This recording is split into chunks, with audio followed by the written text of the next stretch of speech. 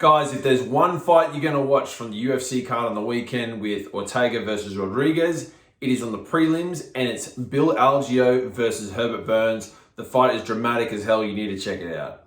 Herbert Burns is the brother of Gilbert Burns, younger brother. Herbert is turns out is a multiple-time jiu-jitsu champion in no-gi specifically. And if you look at his UFC record, he seems to be either submitting everybody in the first round or losing. Basically, he's very sharp with his jiu-jitsu skills. Bill Algeo, his opponent, he's also a Brazilian jiu-jitsu black belt, but doesn't have quite the same credentials. It looks like in his handful of UFC appearances, he doesn't have any submission wins. Doesn't mean to say he's not good. It's just definitely that's not his game plan. Whereas it's very obvious with Herbert Burns, his game plan is to try and submit them early on in the first round. So Algeo, it seems, is pretty keen on maintaining distance early on in the piece. You see him take this really sort of wide-bladed karate stance, moving backwards, throwing pouring jabs and little lead kicks to try and maintain that room between him and Burns. But it takes within 15 to 30 seconds, Burns has already got closed into a clinching position, and they're fighting for position on the cage, battling for underhooks against the cage. Bill Algeo actually does manage to reverse the position on Burns, but it's not long before Burns peels him off the cage. They start in sort of this dogfight scramble, and Burns hits Harai Goshi from his knees. He really twists and puts Bill Algeo on his back, and then he starts working from there. He quickly passes to a mount, and then quickly takes his back, and then quickly takes, again, showing his jiu-jitsu prowess, ends up in a triangle from bottom, and it is a deep triangle where he has it fully locked all the way in, and he's hunting for strikes from that guard, from his closed guard, or from that triangle. He's hunting for strikes, elbows, he's hunting for the triangle finish with the choke, and he's trying to take the arm, and Bill Algeo is just scrambling, just trying to create space and take that pressure off his neck, and it is in tight. Algeo does manage, after a minute of scrambling, he does manage to get enough posture where it's almost like, because with the finishing mechanics of a triangle, it does require the neck, the head being pulled forward over the choke, whether it's going to be the arm in front or the hamstring on the neck. But that head pressing forward is what cuts the blood circulation off. So Bill Algeo is sort of posturing up and almost gets to his knees and takes a bit of pressure off his neck. And then he starts throwing some strikes down. And in the process of throwing these strikes, it's almost like Burns, it gives him enough distraction that he lets go of the triangle enough for Algeo to just slip out. And then once he slipped out, it's and he was close. It was very close to Algeo being submitted. But once he's out, it's like the whole fight momentum shifts. And from there on, it's all Algeo just hammering away at Burns. Now, there's a real key moment in this fight for me that shows the game plan of Burns and where the pros and cons of his style really show. So Burns's whole game plan is to get to a guard position and throw submissions up from his back, from a guarded position. So in the first round, with about 2:07 on the clock, you see Burns, he's in a half guard, Algeo's on top, he gets an underhook, and he has this moment where he could create this scramble and start to stand up and create space. But what he chooses to do is he shoots back into a guard position and gets underneath Algeo, which for a jiu-jitsu guy, if this was a jiu-jitsu competition with no strikes, this is fine because he's able to use the closed guard in order to stop Algeo from progressing position, getting to a side mount, getting to a full mount, whatever. So just using him to keep him down. But in MMA with strikes, by closing your feet behind them like that, you're actually keeping yourself attached underneath them. So Algeo just postures up and just starts hammering big shots from the top. And Burns does try to throw a few strikes from his back. Algeo sort of dodges them.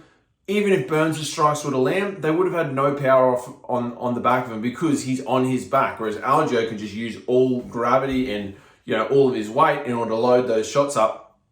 Way more damaging of the two blows. Hitting from your back, hitting from the top, they're no comparison.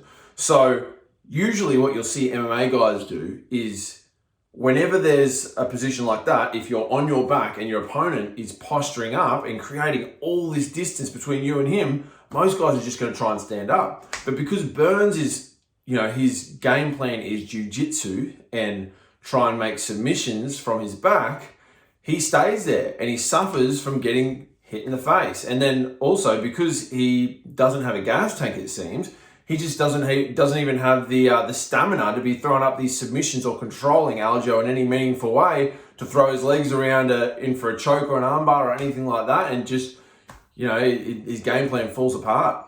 A really good example of a guard used in MMA by jiu-jitsu guys, actually Herbert's brother Gilbert. If you see in his fight versus Khamzat, Gilbert kind of uses a closed guard temporarily, but he transitions to this scissor guard knee shield style where he's sort of throwing hammer fists off his back. But because he's got the knees in front, in between Khamzat and him, like his knees are on Khamzat's hips and feet on his hips, it stops Khamzat from getting close enough, but Gilbert can still throw hammer fists down towards Khamzat. And then when Khamzat sort of postures back in order to create some room so he's not getting hit, Gilbert puts his feet on his chest, kicks him, stands back up, they're back on their feet, and it's, he's not in that terrible position anymore. But Herbert has a completely different game plan, it seems. He just wants to play from the closed guard. And again, to me, this is just such a big error. It really shows jiu-jitsu can be used so well in MMA if it's used correctly, but it seems that he hasn't discovered quite how to make that work against top level guys. Once the submission doesn't work, what happens then? He has no plan B. He just wants to stay on his back and then keep throwing those submissions up. We do see Burns continue to try some submissions. Algeo easily defends them all until eventually Burns actually does try to stand up. But because he's just so exhausted, Algeo strikes and he falls back to the ground, once again falling into a guard position where he just continues to get ground and pounded from the bottom. Burns does make an attempt, about 45 seconds left in the first round, he does make an attempt to start controlling posture from guard, which is, to me, the only way that you should be trying to attack from guard. Without controlling posture, what I mean by that is trying to keep your opponent down close to you so they can't wind up big strikes. He doesn't really do that throughout the fight until about 45 seconds left, and he's so exhausted, he doesn't even really do it that well. But to me, that's the way that you should be playing guard in MMA, because you've got to address the strikes first. It's all well and good to have submissions, but they're no good if you're trying to go for an armbar and in the process, you get knocked out. So he does make a short attempt, but he's attempt to control posture with a sort of trap guard.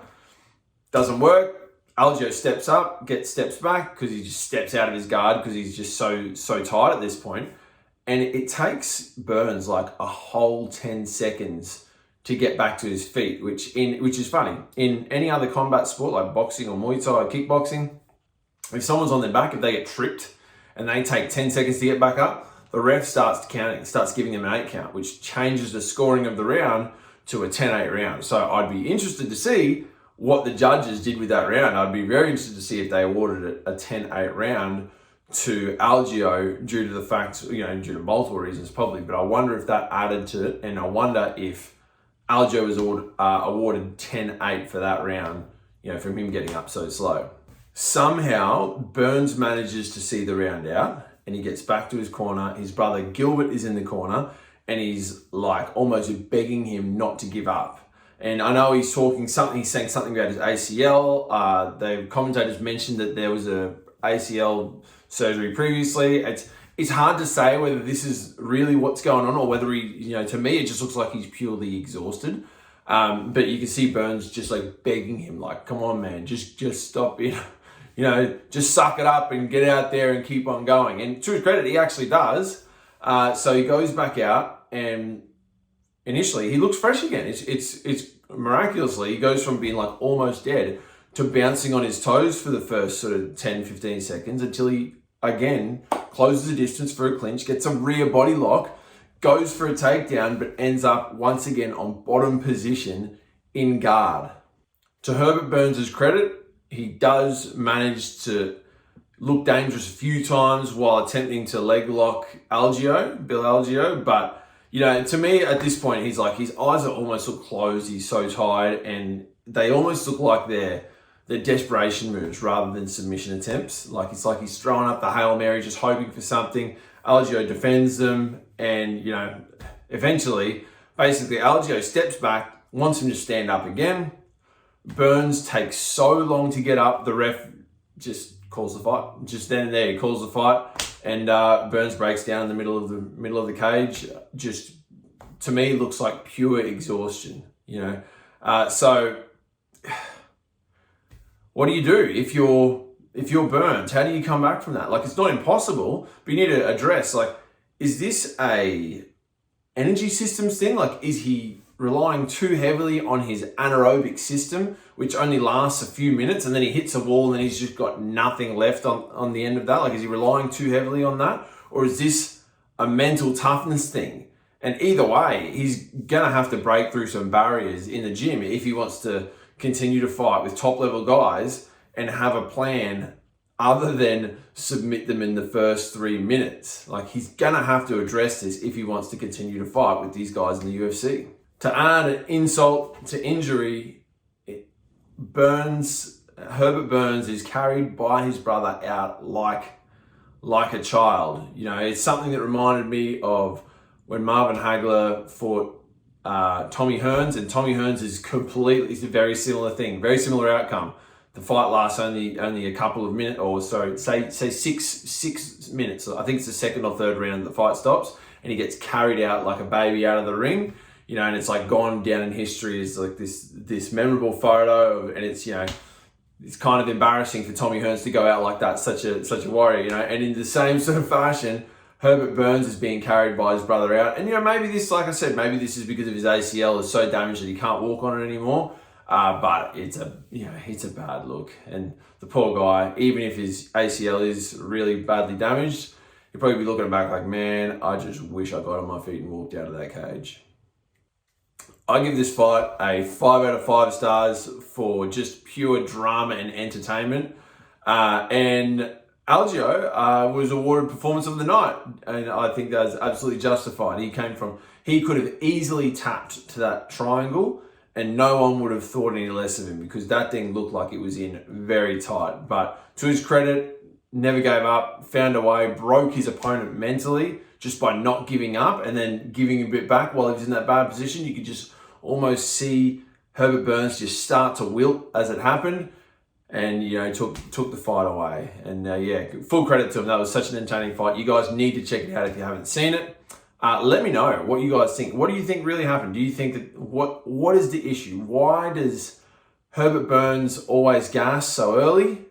Is it conditioning? Is it mental toughness? Was it the ACL? Let me know what you think. Drop it in the comments. Guys, if you enjoyed this video, please hit the like and subscribe button. Got heaps of videos like this coming out all the time.